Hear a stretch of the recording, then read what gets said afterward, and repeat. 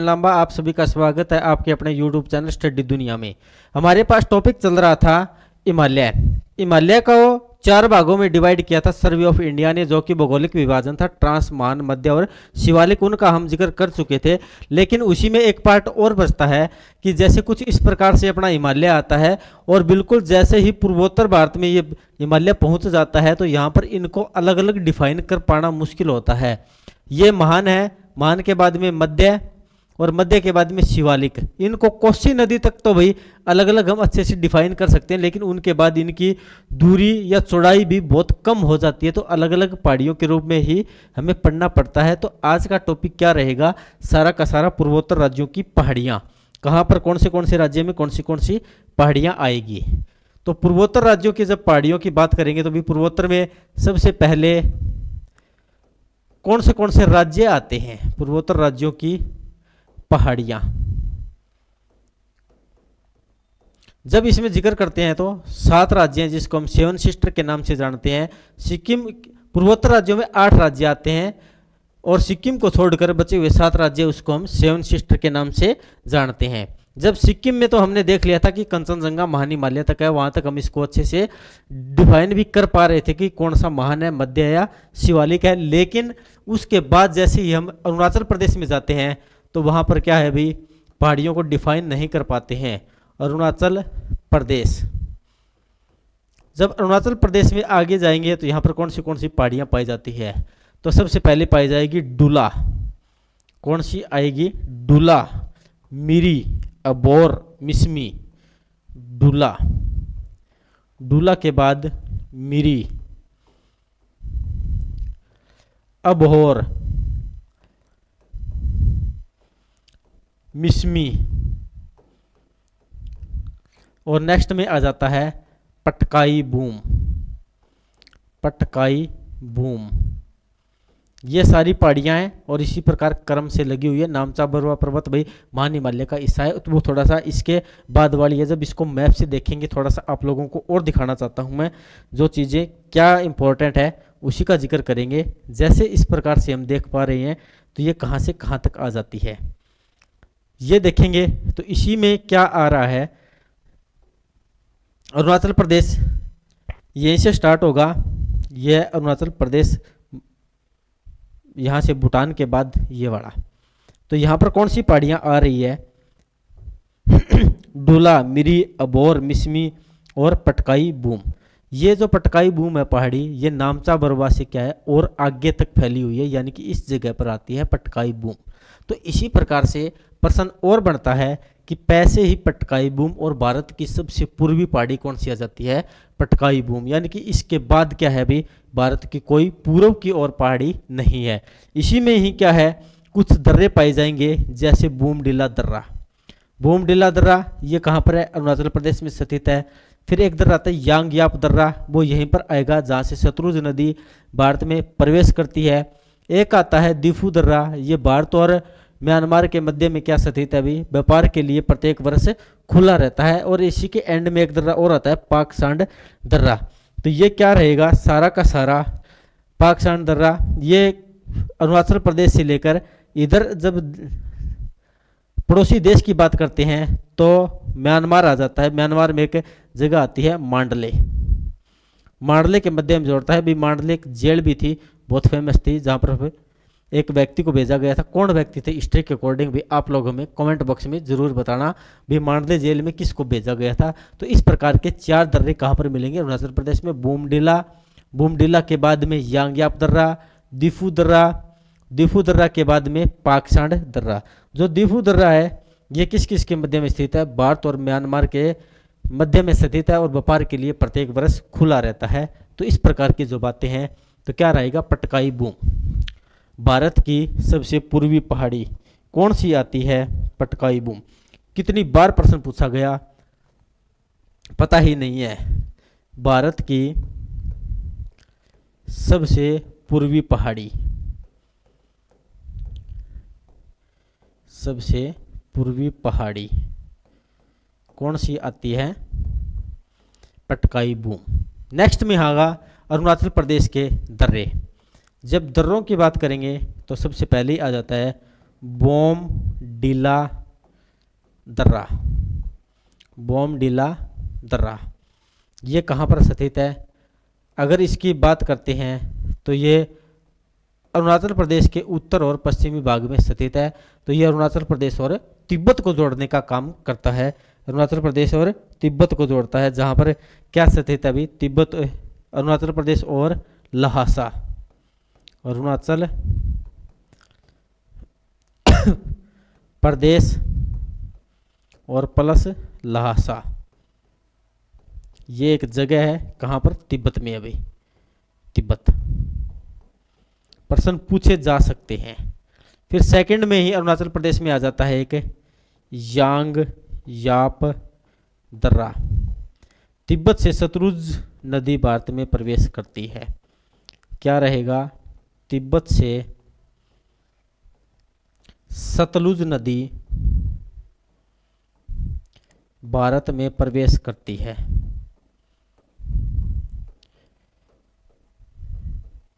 भारत में प्रवेश करती है।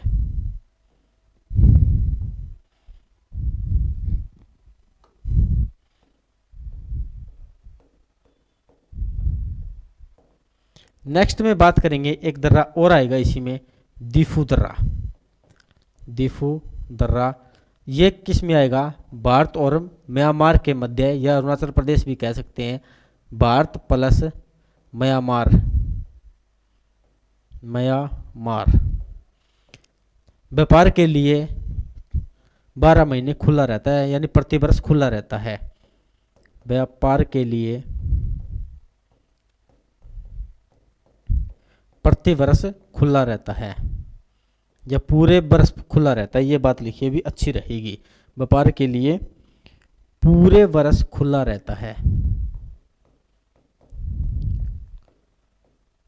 खुला रहता है। एक दर्रा और आता है, पांग सांड दर्रा। पांग सांड दर्रा ये किस किस के मध्य में आएगा? अरुणाचल प्रदेश, अरुणाचल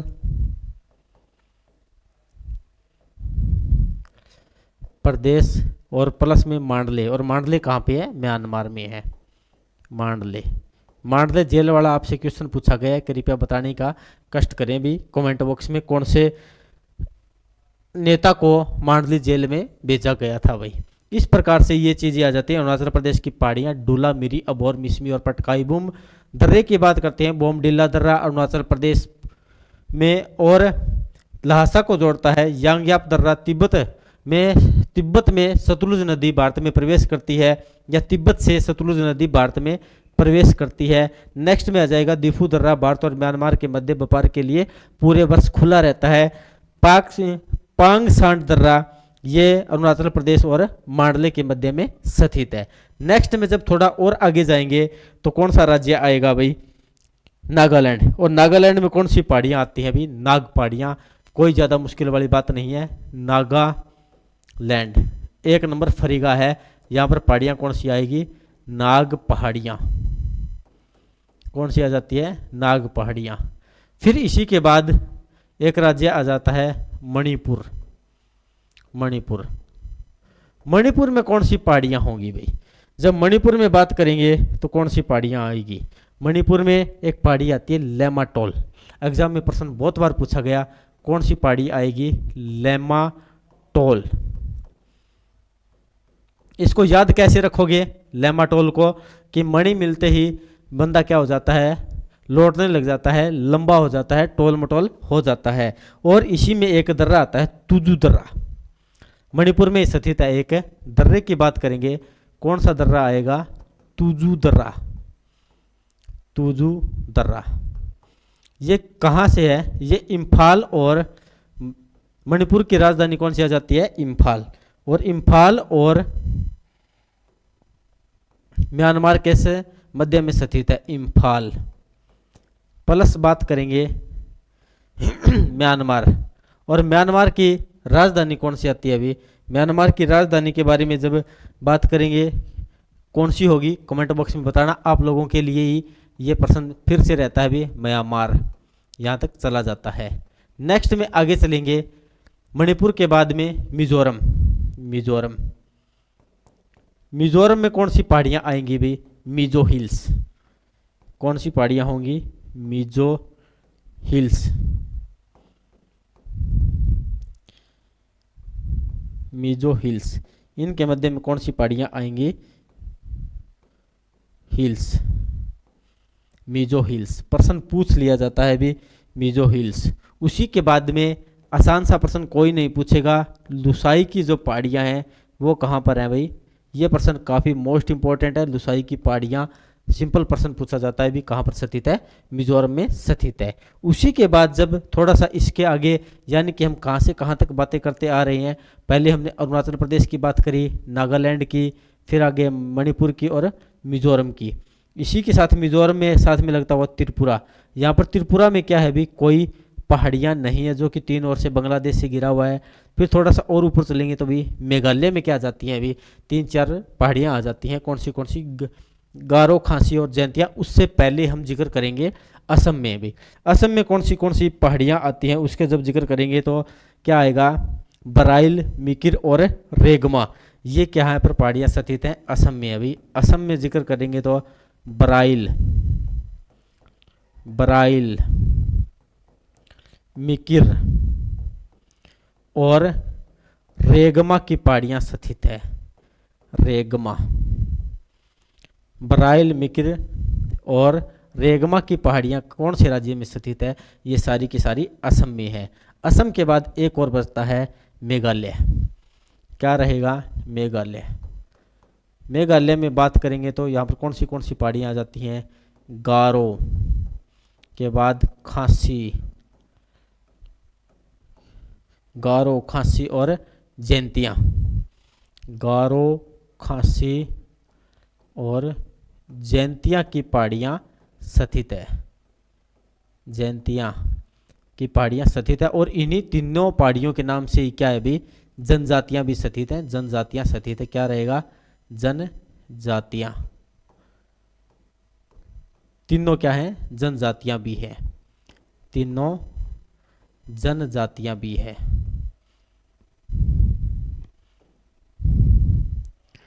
जनजातियाँ भी है इस प्रकार से। और इसी में क्या हो जाता है भी? गारो, खासी और जयंतियों में सबसे ज़्यादा विश्व की सर्वाधिक वर्षा कहाँ पर होती है अभी? यही इन तीनों पहाड़ियों के मध्य में मेघालय में से होती है और मासिनराम में स्थित होती है। इनकी हाईएस्ट पीक आती है नोकरोक। भाई मेघालय की हाईएस्ट पीक आती है नोकरोक। क्या आएगी? नोकरोक। ये प्रश्न भी पूछा जाता है, नोकरोक। इस प्रकार से ये चीज़ें रहती है। और मेघालय की और सबसे बड़ी विशेष बात ये रहेगी कि ये जो पहाड़ियाँ हैं ये हिमालय का हिस्सा न होकर, ये पहाड़ियाँ, मेघालय की पहाड़ियाँ हिमालय का हिस्सा न होकर बल्कि प्रायद्वीप पठार का हिस्सा हैं। मेघालय की पहाड़ियाँ, मेघालय की पहाड़ियाँ हिमालय का हिस्सा न होकर, हिमालय का हिस्सा न होकर प्रायद्वीप पठार का हिस्सा है। प्रायद्वीप पठार का हिस्सा है। इस प्रकार से ये बात रहेगी। और ये प्रायद्वीप पठार का हिस्सा है। ये बात आपको कब समझ में आएगी? जब हमने देखा था कि सर्वे ऑफ इंडिया ने पूरे भारत को 4 भागों में बांटा है, हिमालय, मैदान, प्रायद्वीप और द्वीप।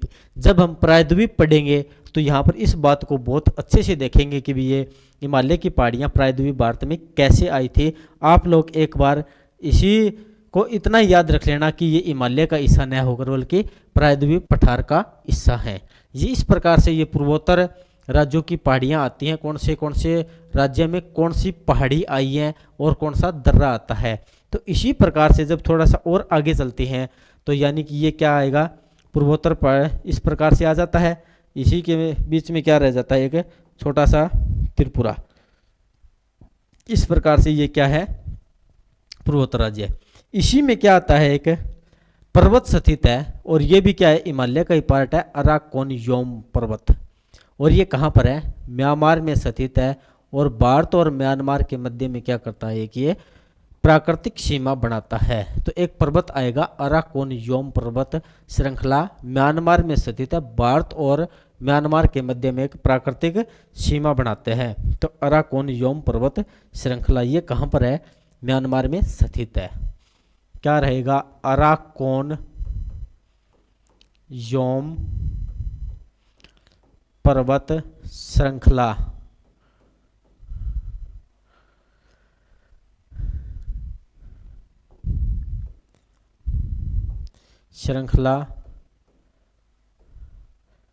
म्यांमार में स्थित है। म्यांमार में स्थित है, जो दोनों देशों के मध्य, दोनों